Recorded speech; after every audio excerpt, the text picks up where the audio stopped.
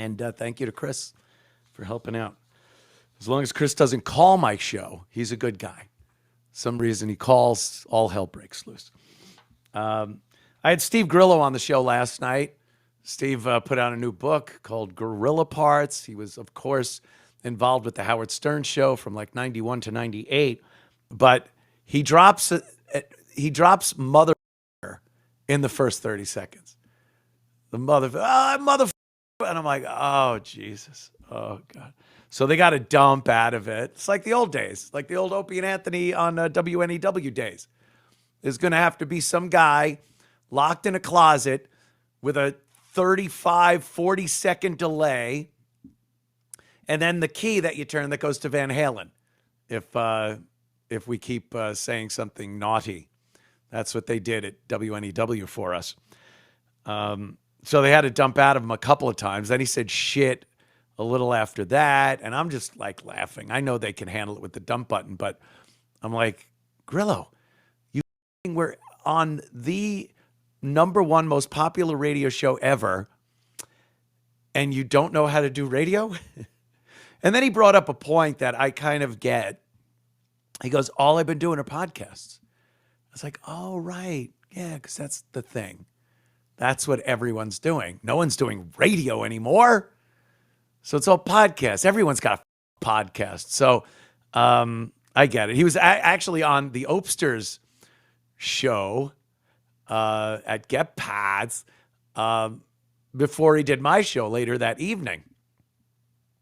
And I had some comments, he was on Opie. Opie got him first. And I'm like, first of all, who gives a shit? Who gets a guest first? The guy's going around. He's doing every show because he's got a book out. So I don't care. I don't care what shows he goes on. Go on the Opster. Hope he had a good time. My show probably he got to a few more people when he did my show. So I don't care who does other shows. I mean, it's obvious that's never bothered me. We've had people that worked at Compound Media that went on shows of people that I wasn't very fond of. And who gave a shit? Whatever. Do what you want. I ain't the boss of you. So, Grillo drops a mother on regular radio within 30 seconds. So I'm like, okay, this is going to be fun. He seemed like he was, drinking a little bit. Seemed like the Grillo was drinking. We also took some phone calls last night for the first time, aside from Chris's phone call on my debut episode, or whatever it was, maybe the second one. I think it was the first one. Who cares? So that was good. It'll take a little while to get past what's with one person on Twitter pointed out as, don't take any more dude calls. And I'm like, I know exactly what he's talking about. Dude, fucking awesome. Been a fan. Good to hear you. Like, I appreciate it. Don't think I don't appreciate the support and excitement over this. I'm very excited to be on broadcast radio. But, the calls, it doesn't do much for the show. The other people listening don't really, they think, hey, dude, great. I'm glad you're on radio. They think that too. They just don't pick up their phone and call in. But we had a couple of good calls. A couple of ladies called, which that's an interesting take for my show. I always thought any iteration of the shows I've done over the course of the years have been very male-centric guy shows, So when women call up and are able to add something, talk about a topic I was talking about. So a girl called in there. I think it was Jacqueline called in, and there was another girl that called in, and it was good. And then a couple of guys, and I like it. I like the phone call thing on regular radio. I stopped doing it here because, technically you guys are a captured audience. You're you guys a captive audience, is it? You subscribe to this.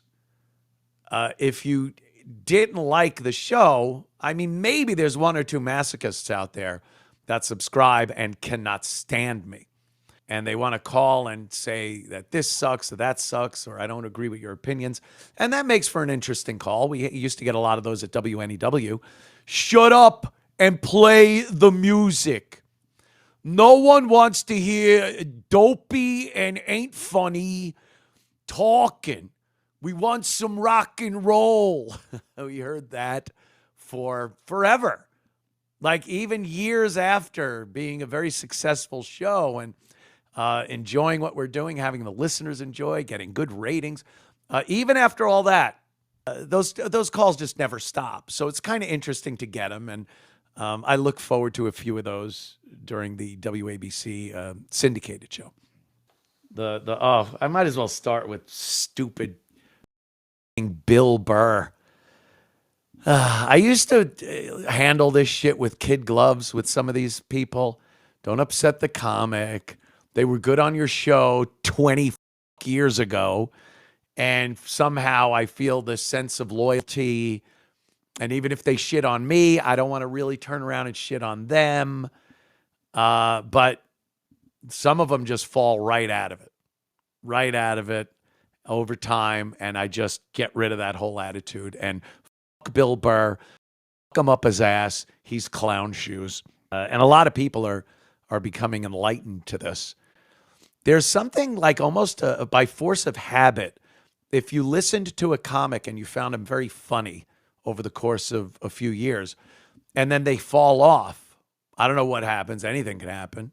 But they're not quite as funny anymore. You still have this weird loyalty toward how you used to feel about them. I think it happens with actors too, maybe even musicians. Just, you're like, oh, that guy, yeah, he used to be great. No, he's still funny. And you try and watch a special or listen and you go like, yeah, no, it's still funny.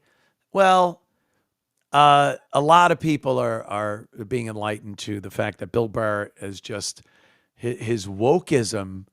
And I know I'm trying to come up with another word than woke for this because woke is kind of played out.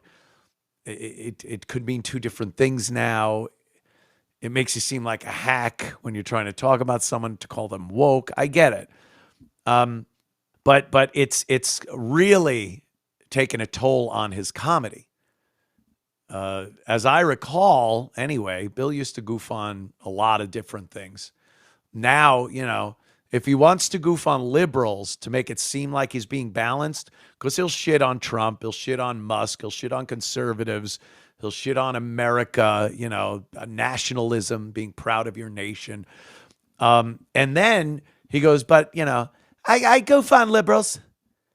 And what'll he do? White women. He just goes after white women. So he's got to do that. And then people goes, no, he goofs on liberals. No, he goofs on white people and white women, liberal white women. The latest thing is the silent riot. This is something that they want to assure people that even though Trump is in charge and the Republicans are in charge and changes are being made for what I see as the better of America, they're not just sitting back because people have called out the Democratic Party and said, what are you doing? We need some leadership here. So they want the Dems to come up and do something. So they're saying that they're doing this silent riot. Oh, you might not hear a lot from them, but they're fighting. Silent riot. Is this one going to take off? Watch this and you tell me. You're on. We will not be silenced. The silent riot has begun. She's just sitting there. We will not be. It's motion pictures, honey. You got to talk. It's not a still. Everyone's just got to get what this woman looks like. She looks like Kevin Brennan. Boy. Grillo's trying to call me. My phone is buzzing. I'm all distracted. As I'm doing this break, I'm looking over. Like a text is one thing. It goes, and I can look real quick. But a phone call, I don't know where I stand with Louis right now. I don't know if he thinks I'm a scumbag piece of shit or not. But irregardless, I found revisiting Louis's show very, very good, very fun.